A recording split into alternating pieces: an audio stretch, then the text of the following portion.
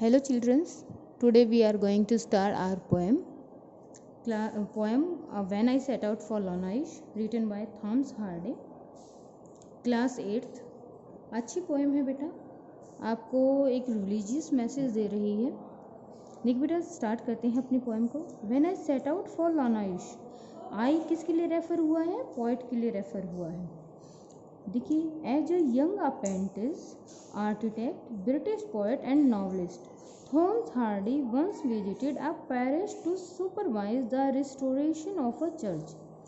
कि जब Thomas Hardy क्या थे? यंग अप्रेंटिस थे। अप्रेंटिस का मतलब होता है शिष्य, सीखने वाला।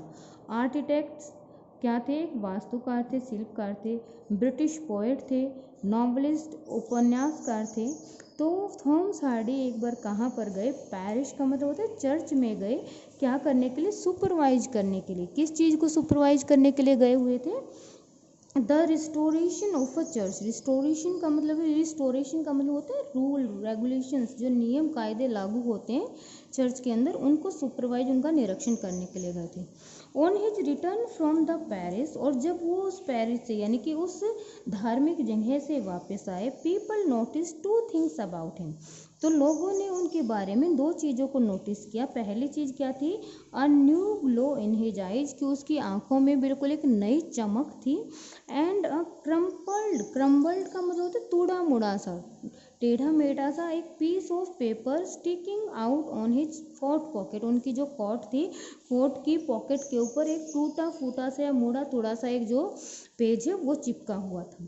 That paper it is recorded in one of his biographies. और ये जो पेपर है, जो बताया जा रहा है कि जब वो वहाँ से आए तो वो जो टूटा फूटा सा मुड़ा हुआ सा पेज था, तो वो पेज उन्होंने जो अपनी बायोग्राफी लिखी, अपनी जीवनी लिखी, उसके अंदर रिकॉर्डेड है। Contains the draft of a poem. किस फॉर्म में? ड्राफ्ट होता है प्रारूप, एक पोएम के रूप में, पोएम की तरह से। Now you are going to read that very poem inspired by a visit. आप यहाँ पर आज एक उनकी ऐसी ही पोएम पढ़ने जा रहे हैं जो कि उस विजिट से इंस्पायर हुई थी, जब वो उस प्लेस पर गए जिसको पोएट यानी कि थॉमस हार्डी क्या कहते हैं? लॉनाइश कह रहे हैं। बिल्कुल सिंपल पोएम है बेटा, ध्यान से समझना। इसमें से आपका पैसेज आने के चांसेस होते हैं और इसमें से सेम मीनिंग यानी कि सिनोनिम्स आने के चांसेस होते हैं। When I set out for लॉनाइश, कि जब मैं लॉनाइश के लिए सेट आउट करना, निकलना, जब मैं लॉनाइश के लिए निकला, 100 माइल्स अवे, तो वो कितनी दूर था? 100 माइल्स यानी कि 100 मील की दूरी पर था। और रास्ते में क्या थी? The rhyme was on spray. Rhyme का मतलब होता है ओस। किसके ऊपर थी? On the spray. स्प्रे का मतलब जो पेड़ हैं, पेड़ों के जो पत्ते थे, उन पत्तों के ऊपर क्या जमी हुई थी? ओस जमी हुई थी। And the starlight lit my lonesomeness. Lonesomeness का मतलब क्या होता है? अकेलेपन।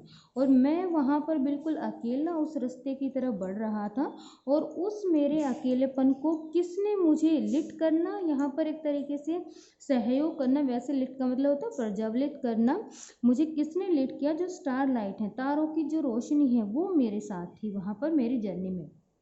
कब? When I set out for लॉनाइश 100 miles away, जब मैंने लॉनाइश के लिए सेट आउट करना, निकलना या चलना शुरू किया, जो कि कितनी दूर था? 100 माइल्स दूर था मेरे घर से। वट वुड बिचांस एट लॉनाइश, उसके बाद क्या हुआ? वट वुड, जो कुछ भी, बिचांस का मतलब होता है हैपन्ड होना, घटित होना।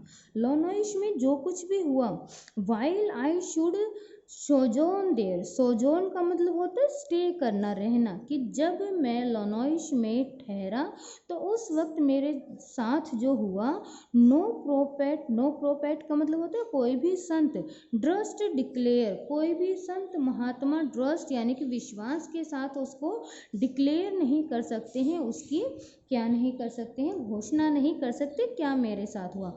No did the wisest wizard guess, और सबसे बुद्धिमान, विजार्ड का मतलब क्या होता है? म्यूजिशियन। सबसे वाइजेस्ट, बुद्धिमान जो विजार्ड है, मैजिशियन है, वो भी इसका अनुमान नहीं लगा सकते। What would bechance at Lyonnesse while I stay sojourn there, कि जब मैं लॉनाइश में बिचांस, मेरे साथ क्या हुआ जब मैं वहाँ पे ठहरा, इस चीज़ के बारे में ना तो कोई संत, ना तो कोई विजार्ड गैस या अनुमान लगा सकते हैं। व्हेन आई रिटर्न फ्रॉम लॉनॉइस, कि जब मैं लॉनॉइस से रिटर्न हुआ, वापस आया, with magic in my eyes, तो उस वक्त मेरी आंखों में क्या था, एक जादू था। जादू का मतलब यहाँ पर क्या है, मेरी आंखों में एक चमक थी। ऑल मार्क्ड विद म्यूट सरमाइज, और सभी की सभी, यानी कि म्यूट, म्यूट होता है चुपचाप शांत रहकर भी, सरमाइज का मतलब होता है गैस कर लेना, अनुमान लगा लेना। ऑल मार्क्ड यानी कि सभी लोगों ने उस चमक को मेरी आंखों के अंदर क्या किया, महसूस किया, देखा। माई रेडिएशंस रेयर, रेडिएशन का मतलब यहाँ पर क्या है, ग्लो, मेरी जो चमक है वो बिल्कुल रेयर थी। रेयर का मतलब होता है दुर्लभ, जो कहीं पर भी और ना मिल सके, दुर्लभ थी। एंड फॉर्मथलेस, फॉर्मथलेस का मतलब होता है डीप, बहुत ज़्यादा डीप और बहुत ज़्यादा गहरी भी थी। कब, जब व्हेन आई रिटर्न फ्रॉम लॉनॉइस, जब मैं लॉनॉइस से रिटर्न हुआ, विद मैजिक इन माई आई, जब मेरी आंखों में जो जादू था, जो चमक थी, उस चमक के बारे में कह रहा है कि उस चमक को सभी ने नोटिस कर लिया, और ये जो चमक है वो रेयर थी, फॉर्मलेस थी, उसके बारे में कोई भी अनुमान नहीं लगा पा रहा था। 3 पैराग्राफ्स हैं। फर्स्ट पैराग्राफ में क्या, जब वो चलना शुरू किया उसने लॉनॉइस के लिए, तो उसका साथ किसने दिया, कैसा एटमॉस्फेयर था। सेकंड पैराग्राफ में बताया कि जब वो लॉनॉइस पहुंच गया तो उसके साथ जब वो वहाँ पर ठहरा तो क्या हुआ, उसके बारे में कोई भी अनुमान नहीं लगा सकता। थर्ड पैराग्राफ में जब वो वापस आया तो बताया गया कि उसकी आंखों की जो चमक है उसको नोटिस सभी ने किया, लेकिन no one can declare anything about him, उसके बारे में, उसके साथ जो कुछ भी हो उसके बारे में कोई भी क्या नहीं कर सकता है आपको, या उसके बारे में कोई भी कुछ भी डिक्लेयर नहीं कर सकते हैं। अब देखिए बेटा, इस पोएम की राइम स्कीम है प्रॉपर। आप फर्स्ट पैराग्राफ में देखेंगे, जो फर्स्ट पैराग्राफ की वही बाद के दोनों पैराग्राफ की है। लॉनॉइस और उसके बाद लॉनॉइस, ठीक है। अवे, स्प्रे और अवे, राइम स्कीम क्या होती है कि लास्ट में जो पैराग्राफ होता है, राइम स्कीम यानी कि जो लय होती है पोएम में, जो सेम साउंड वाले जो वर्ड्स हैं उनको, उनसे राइम स्कीम बनती है। लॉनॉइस और लॉनॉइस आ रहा है, अवे स्प्रे अवे आ रहा है, और एक ये जो वर्ड है लॉनसमनेस, ये अलग है, और ये हर पैराग्राफ की जो फोर्थ लाइन होगी उसमें क्या मिलेगा, अलग मिलेगा।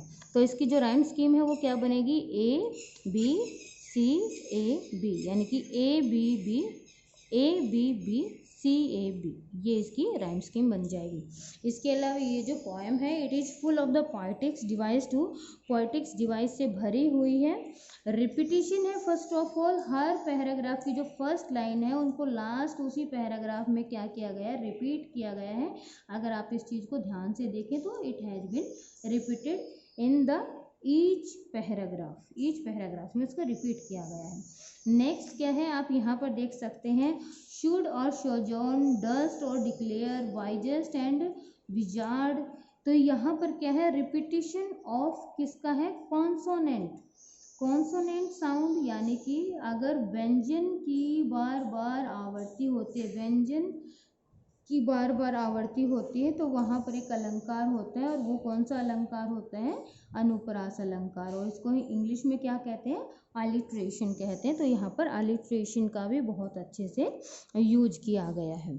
अब इस पोएम को अच्छे से आपको अंडरस्टैंड करना है।